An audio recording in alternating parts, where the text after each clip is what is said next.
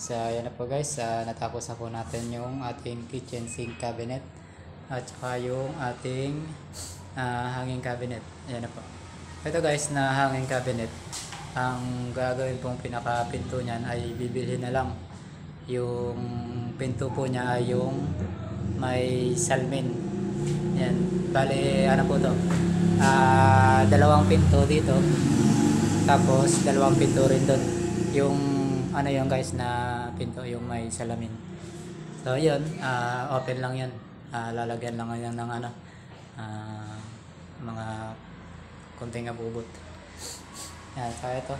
Ito guys, ang kulang na lang dito sa ano natin.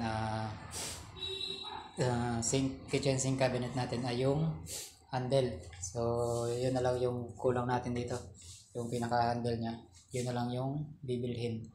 So bibili pa tayo ng handle. So yan,